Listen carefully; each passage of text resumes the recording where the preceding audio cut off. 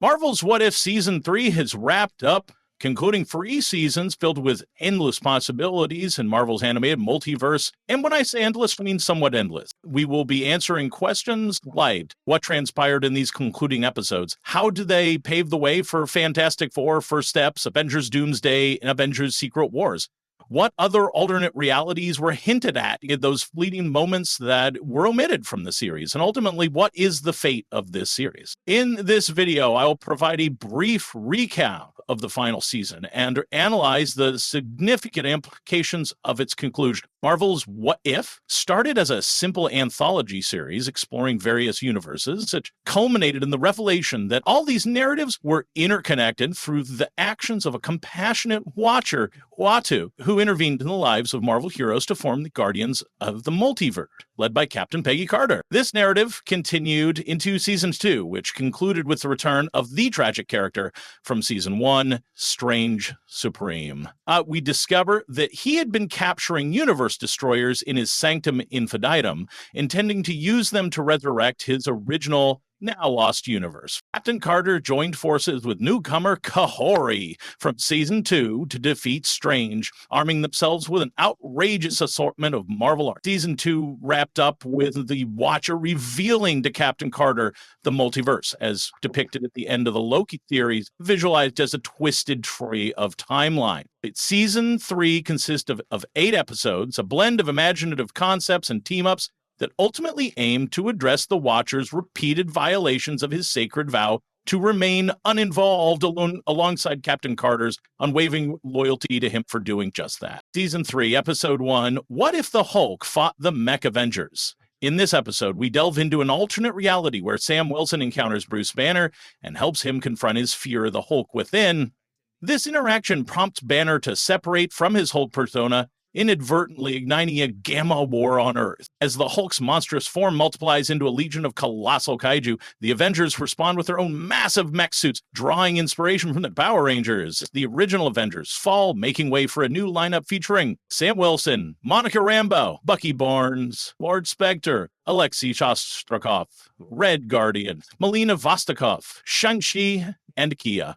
Season 3, Episode 2, What If Agatha Went to Hollywood? Agatha Harkness, the cunning witch, detects Tiamat's dormant presence within Earth and devises a scheme to harness his power. She transforms into a Hollywood star during the Golden Age, with Howard Stark embodying the ambition of filmmakers like Howard Hughes. Agatha teams up with Kingo the Eternal, siphoning his abilities to prevent Tiamat's emergence. This action draws the attention of Arishem, who arrives on Earth, but Agatha concocts a ritual to seize Tiamat's power. In a climactic battle in Earth's orbit, she also overcomes Arishem. Despite her ascension to cosmic goddess status, Kingo persuades her that her true potential lies in inspiring others. As a movie star, Season 3, Episode 3, What If the Red Guardian Prevented the Winter Soldier from Killing? This episode delves into an alternate scenario where Alexei Shostakov, known as the Red Guardian, intervenes to stop Bucky Barnes from assassinating Tony Stark's parents,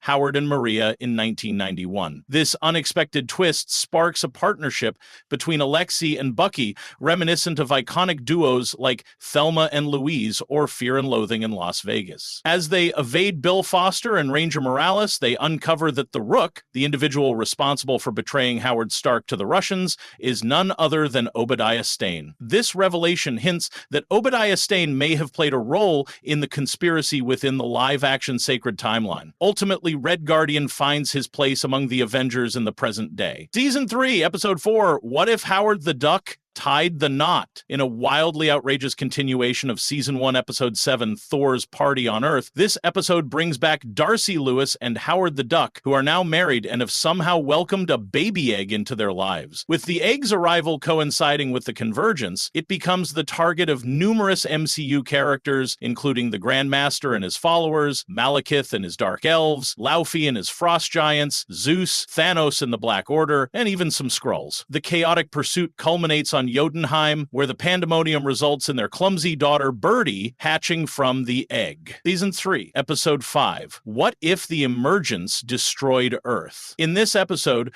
we delve into a devastated Earth where Tiamat emerges before the Eternals can come together to thwart him. Mysterio, Quentin Beck, seizes control of Stark Industries and establishes the Iron Federation, deploying drones to dominate the remaining survivors scattered across the ruined planet. This force is commanded by White Vision. Riri Williams is enlisted by the Alliance, which includes Wong, Valkyrie, and Ying Nan, Shang-Chi's mother. Utilizing Vision's nanotech, Riri transforms into a human synthoid hybrid, but soon finds herself ensnared in one of Mysterio's illusions. As Mysterio's health deteriorates due to nanites in his system, he schemes to extract Vision's components from Riri. The Watcher steps in, urging Riri to resist, which provokes the ire of the other three Watchers. Season 3, Episode 6, What If 1872? Set in the Old West, this episode features Shang-Chi joining forces with Kate Bishop to locate Shang-Chi's sister, Zhai Ling. They confront the Hood, who has been oppressing Chinese immigrants in the region, with Sonny Birch from Ant-Man and the Wasp acting as his enforcer. During their journey, they encounter a young Kwai Jun Fan, an alternate Iron Fist to Danny Rand from the comics. The episode concludes with the young boy being positioned as the new Iron Fist. The surprising twist reveals that Xia Ling is actually the Hood, having been corrupted by a mystical cloth that drifts away in the wind by the episode's end, hinting at the Hood's future involvement in the upcoming Ironheart series. Season 3, Episode 7, What If the Watcher Disappeared? We're approaching the climax. The Watcher is put on trial by three other Watchers: the Eminence, the Incarnate, and the Executioner. Captain Carter makes a comeback with a group of exiles, which includes Kahhori from the Season 2 finale, an adult Birdie, voiced by Natasha Lyonne, and Storm, voiced by Alison Seelymith from X-Men the Animated Series. They have a foosball table packed with Marvel cameos featuring Galactus, Sue Storm, and Iron Fist. They discover that Captain Carter possesses Kang's time pod from Quantumania, suggesting that in this animated realm, the exiles have either defeated or at least encountered one of the exiled Kang variants from the Kang dynasty. The exiles rescue Nova Prime Nebula, returning from the Season 2 premiere, and, through broken shards of the fifth dimension, realize that Uatu is in peril. After several unsuccessful attempts with the shards, they conclude that they must locate Infinity Ultron, the antagonist from the end of Season 1. Carter decides to go solo to rescue Uatu, setting the stage for the finale. Season 3, Episode 8, What If? Uatu and Carter are rescued from the three Watchers by Infinity Ultron. They manage to escape alongside Storm, Kahhori, and Birdie. A significant moment in this episode reveals that Uatu also saved a version of Reed Richards and Madison with a Y and two N's from She-Hulk. The mention of Reed Richards is crucial, as it suggests the possibility of seeing a live-action Jeffrey Wright as the Watcher in Fantastic Four: First Steps. In the 1960s Galactus storyline, which Marvel Studios has referenced for this film, it is the Watcher who alerts Reed Richards about the impending arrival of Galactus and the Silver Surfer. The three Watchers gear up for battle, and a fierce confrontation ensues, resulting in a stalemate. They attempt to erase every version of the four exiles from existence, leading to wild variants of these characters. For Captain Carter, we see her as Wolverine, her as Black Knight, her as Sabretooth, her as Elektra, her as the Mighty Thor, and then maybe Peggy as Deathlock. For Kahhori, we see her as Apocalypse, the X-Men villain, then Kahhori as, I think, Namor, then Kahhori as a Captain America variant with some blue-winged headgear, then Kahhori as, I think that's Marvel character Cloak, and then Kahhori in a classic X-Men suit. For Storm, we see Storm as a Black Panther, which is very interesting. They do get married in the comics. It's kind of crazy to imagine a reality where she might be the Black Panther. We see Birdie as Nova, just a duck, like a DuckTales style duck. And we see Birdie as one of the X-Men. At first I thought this might be Jean Grey, but I actually think this is Archangel. The Watcher grants these three exiles the abilities of Watchers. Captain Carter makes the ultimate sacrifice, transporting everyone to Strange Supreme's universe, where he embodies a living form of eternity. Uatu persuades the Eminence that he can gain deeper insights, not merely by observing, but by genuinely caring for them, and emphasizes the importance of intervening when witnessing calamity in the world to effect positive change. Captain Carter's demise implies that if Haley Atwell reprises her role in Avengers Doomsday, it won't be the same Captain Carter who experienced the events of the What If animated series.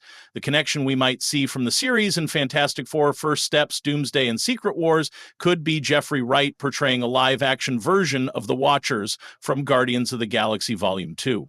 It's possible that this group of Watchers includes the three we encountered in What If during their conversation with Stanley. And yes, Natasha Lyonne is taking on a mysterious role in Fantastic Four First Steps.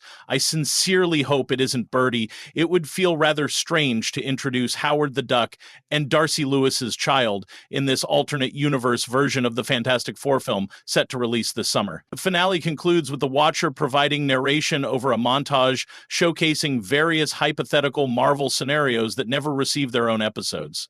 We see a samurai Ghost Rider, a six-armed Spider-Man, by Riri Williams as the Punisher, some character that's a merge of the Wasp but also Kamala Khan with an embiggened fist, Wade as Moon Knight, a Kango version of Iron Man, a Weapon X version of Thanos, Gamora as Gore the God Butcher, a Scarlet Witch version of Howard the Duck, Jubilee as a Silver Surfer, a Dragon version of Hawkeye, Deadpool, who looks fully cabled out with a bunch of Rob Liefeld-style pouches, a variant to Cersei, a Skrull version of Captain America, Hela as her girl form from the immersive VR game Maestro as Doctor Strange, Star-Lord with the 10 Rings, a Scarlet Witch variant. This is actually Scarlet Witch Infinity from the immersive VR game, a Western-themed Loki. These concepts would have been fascinating to witness in actual episodes, highlighting both the strengths and the frustrations of the What If series as we reflect on it. Marvel Studios' What If kicked off strongly in Season 1,